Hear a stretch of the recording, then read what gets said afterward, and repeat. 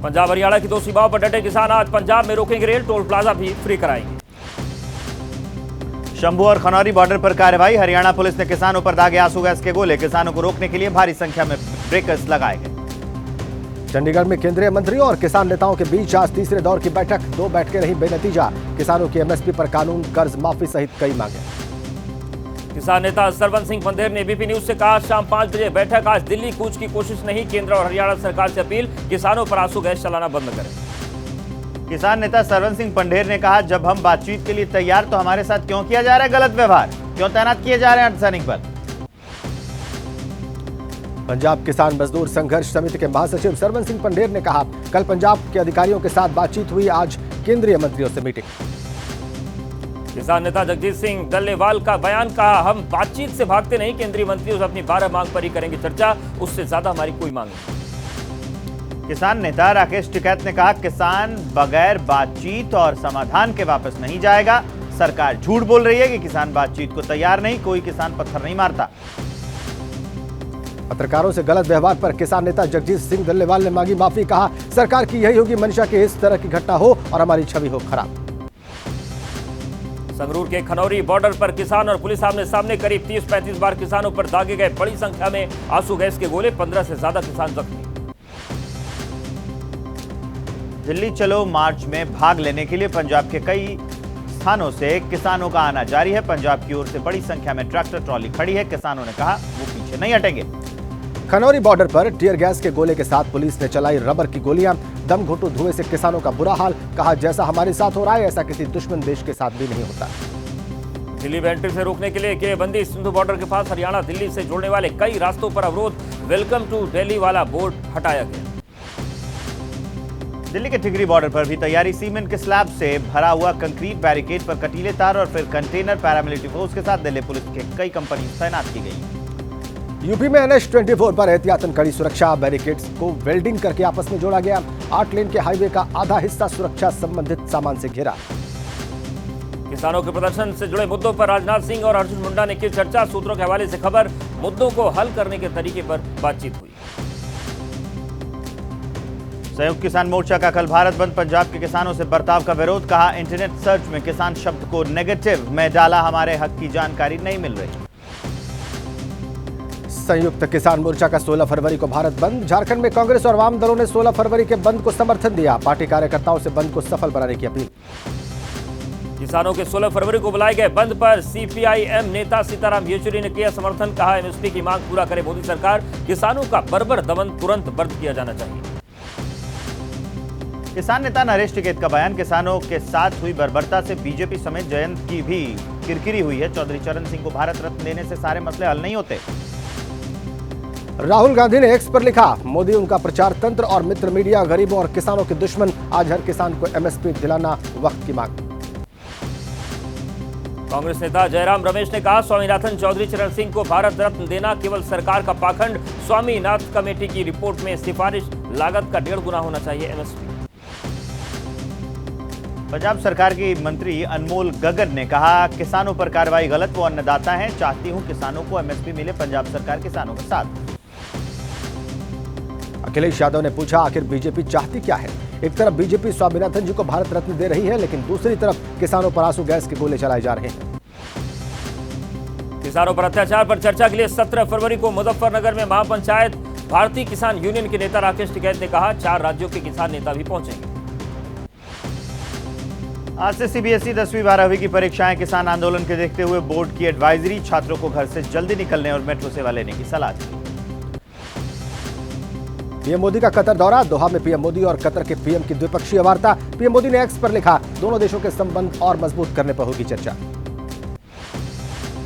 Qatar की jail में बंद 8 पूर्व भारतीय नौसैनिकों को रिहा होने के बाद पीएम मोदी की यात्रा, मौत की सजा को जेल की सजा में बदला गया था, फिर 46 दिन बाद भारत वापस लौट आए पूर्व सैनिक। पीएम मोदी ने अबू धाबी में पहले हिंदू मंदिर का किया उद्घाटन, कहा यह मानवता की साझा विरासत का प्रतीक, यूएई ने अपनी पहचान में एक और सांस्कृतिक अध्याय जोड़ा। पीएम मोदी ने मंदिर निर्माण में योगदान देने वाले लोगों से मुलाकात की, मंदिर अधिकारियों के मुताबिक हिंदू ग्रंथों में वर्णित शैली के मुताबिक बना है भव्य मंदिर। अबुधाबी में स्वामीनारायण मंदिर के शिखर के भीतरी गुंबद पर सूर्य की आकृति, स्तंभों पर ऋषि मुनि की मूर्तियां, गर्भगृह में राम दरबार, श्री कृष्ण, शिव पार्वती, जगन्नाथ जी भी विराजमान। अबुधाबी हिंदू मंदिर के उद्घाटन समारोह में पहुंचे लोगों में जबरदस्त उत्साह दिखा। देश के अलग अलग हिस्सों से लोग उद्घाटन समारोह में पहुंचे। अबुधाबी के स्वामीनारायण मंदिर के निर्माण में शामिल हुए थे कई जगहों के लोग। कोई राजस्थान से यहां आकर निर्माण में लगा, कोई गुजरात से और कोई अयोध्या से गया। अबुधाबी के पहले हिंदू मंदिर के उद्घाटन पर फिल्म निर्माता मधुर भंडारकर ने कहा, भारतीय समुदाय का हर शख्स खुश, सभी भारतीयों के लिए ये गर्व का क्षण। अबुधाबी में एक्टर दिलीप जोशी ने कहा, देखने के बाद भी विश्वास करना मुश्किल है इतने भव्य मंदिर का निर्माण। अबुधाबी में बोले शंकर महादेवन, ये भारत के लिए बेहद खुशी का पल, हमारे जीवन का एक ऐतिहासिक क्षण जब हम अबुधाबी जैसी भूमि पर मंदिर के साक्षी बन रहे हैं। यूपी के मुख्यमंत्री योगी आदित्यनाथ का एक्स पर पोस्ट लिखा, हिंदू मंदिर का लोकार्पण महान सनातन संस्कृति और वसुधैव कुटुंबकम दर्शन के प्रति बढ़ती वैश्विक स्वीकार्यता का प्रतीक। स्कूल में सूर्य नमस्कार से जुड़े मामले पर मुस्लिम फोरम की प्रेस कॉन्फ्रेंस, कहा शैक्षणिक संस्थानों में ठीक नहीं है ऐसी चीजें कराना, सूर्य नमस्कार का सनातन धर्म से है नाता। गोवा के सीएम प्रमोद सावंत आज करेंगे रामलला के दर्शन। सीएम की पूरी कैबिनेट के सदस्य भी आएंगे अयोध्या। प्राण प्रतिष्ठा के बाद लगातार दर्शन के लिए पहुंच रहे नेता। मध्य प्रदेश के मंत्री कैलाश विजयवर्गीय का बयान, नर्मदा नदी को साफ सुथरा रखने के लिए सरकार ने लिया फैसला, नदी में डालने वाली गंदगी को रोका जाएगा।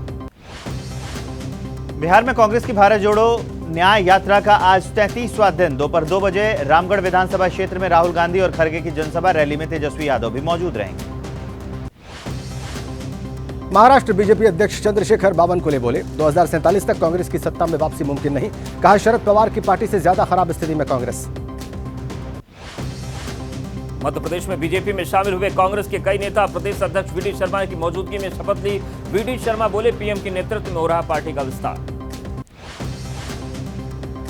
चुनाव आयोग ने की 3,40,000 सुरक्षा कर्मियों की मांग। लोकसभा और 4 राज्यों में विधानसभा चुनाव के लिए ये फोर्स मांगी गई है। पर्याप्त संख्या में ट्रेन की व्यवस्था कराने की मांग की गई। राज्यसभा सीटों के लिए नामांकन का आज आखिरी दिन। 15 राज्यों की 56 राज्यसभा सीटों पर 27 फरवरी को होना है चुनाव। 16 फरवरी को होगी नामांकन पत्रों की जांच। बीजेपी अध्यक्ष जेपी नड्डा आज करेंगे नामांकन। गुजरात से राज्यसभा सीट के लिए करेंगे नॉमिनेशन। मयंक नायक, गोविंद धोलकिया और जसवंत सिंह परमार भी करेंगे नामांकन। मेधा कुलकर्णी को महाराष्ट्र से राज्यसभा का टिकट बीजेपी उम्मीदवार घोषित किए जाने पर जताया पार्टी का आभार। कहा, पार्टी के एजेंडे के अलावा पुणे के मुद्दे भी उठाएंगे। महाराष्ट्र कांग्रेस अध्यक्ष नाना पटोले का बीजेपी पर पलटवार। कहा, बीजेपी के लिए हो रही चिंता, अपने नेताओं की जगह दूसरी पार्टी से आए नेताओं को दिए जा रहे टिकट। उत्तराखंड के सीएम पुष्कर सिंह धामी ने की सौरभ वशिष्ठ से मुलाकात। कतर से सकुशल लौटे कैप्टन सौरभ धामी बोले, पीएम मोदी के कद और भारत की बढ़ती ताकत की पहचान। नियोजित शिक्षकों का प्रतिनिधिमंडल आज बिहार के डेप्यूटी सीएम सम्राट चौधरी से करेगा मुलाकात। बीजेपी दफ्तर में मीटिंग, बगैर परीक्षा राज्य कर्मचारी का दर्जा देने की मांग कर। यूपी के सीएम योगी आदित्यनाथ ने की गोरखपुर में गांव चलो अभियान की शुरुआत। योगी ने लगाई चौपाल, बोले सुरक्षा और खुशहाली डबल इंजन सरकार की गारंटी। आकाशा एयर की मुंबई बेंगलुरु की 4 दैनिक उड़ानें आज से 30 मार्च तक रद्द। मुंबई हवाई अड्डे पर भीड़भाड़ कम करने के लिए जारी सरकारी दिशा निर्देशों के बाद फैसला। पश्चिम बंगाल में उत्तर 24 परगना के संदेश खाली में हिंसा, महिला का आरोप। रेप पीड़ित महिलाओं से मांगी जा रही है मेडिकल रिपोर्ट। कैसे सामने आ सकती है गांव की महिला। बंगाल बीजेपी अध्यक्ष सुकांता मजूमदार जख्मी। अज्ञात महिला ने उत्तर 24 परगना में विरोध प्रदर्शन के दौरान दिया था धक्का। बीजेपी ने बनाई 6 सदस्यीय समिति, संदेश खाली का करेगी दौरा। महिलाओं से बात कर पार्टी को देगी अपनी रिपोर्ट। आज राष्ट्रीय अनुसूचित जाति आयोग के प्रतिनिधिमंडल का संदेश खाली दौरा। पीड़ित महिलाओं के परिजनों से मुलाकात करेंगे। ऊर्जा मंत्री एके शर्मा ने शाराना अंदाज में स्वामी प्रसाद मौर्य पर हमला बोला। एसपी के राष्ट्रीय महासचिव पद से इस्तीफा देने पर तंज कसा। दिल्ली के अस्पताल में सप्लाई किया जा रहा था घटिया माल। एंटी करप्शन ब्रांच ने 7 लोगों को गिरफ्तार किया। एसीबी की जांच में डॉक्टर और कुछ अधिकारियों की मिलीभगत की जानकारी मिली। एसीबी ने बरामद किए कुछ फर्जी बिल और रसीद। रेल मंत्री अश्विनी वैष्णव ने पुरी रेलवे स्टेशन के पुनर्विकास काम की प्रगति का निरीक्षण किया। कहा, विश्व स्तरीय स्टेशन की मिलेगी पहचान। जम्मू कश्मीर में एलओसी पर पाकिस्तान ने तोड़ा सीज फायर, बीएसएफ की एक चौकी पर की गोलीबारी। ईडी की पेटीएम के खिलाफ बड़ी कार्रवाई, सूत्रों के हवाले से खबर। ईडी पेटीएम पेमेंट बैंक पर लगे आरोपों की जांच शुरू कर दी गई।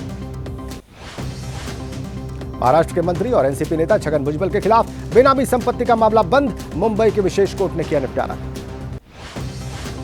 ईडी ने दिल्ली के सीएम अरविंद केजरीवाल को जारी किया छठा समन, 19 फरवरी को पूछताछ के लिए बुलाया। शराब घोटाले में केजरीवाल से भी पूछताछ करना चाहती है ईडी। कांग्रेस नेता सलमान खुर्शीद की पत्नी को ईडी का नोटिस, लुइस खुर्शीद को मनी लॉन्ड्रिंग के एक मामले में ईडी ने तलब किया है। एनसीपी के 53 विधायकों की अयोग्यता को लेकर आज होगा फैसला, महाराष्ट्र विधानसभा अध्यक्ष राहुल नार्वेकर सुनाएंगे फैसला। ज्ञानवापी में व्यास जी के तहखाने में पूजा अर्चना का मामला, जिला जज के आदेश के खिलाफ दाखिल याचिका पर इलाहाबाद हाईकोर्ट में आज सुनवाई। राजनीतिक दलों को चंदा देने के लिए बनाई गई इलेक्टोरल बॉन्ड व्यवस्था का मामला, सुप्रीम कोर्ट में आज सुबह 10:30 बजे फैसला सुनाया जाएगा। मुंबई में एयरपोर्ट पर पकड़ा गया अवैध सोना, कस्टम विभाग ने 7 अलग अलग मामलों में 2 किलो 95 ग्राम सोना जब्त किया, 2 आईफोन बरामद।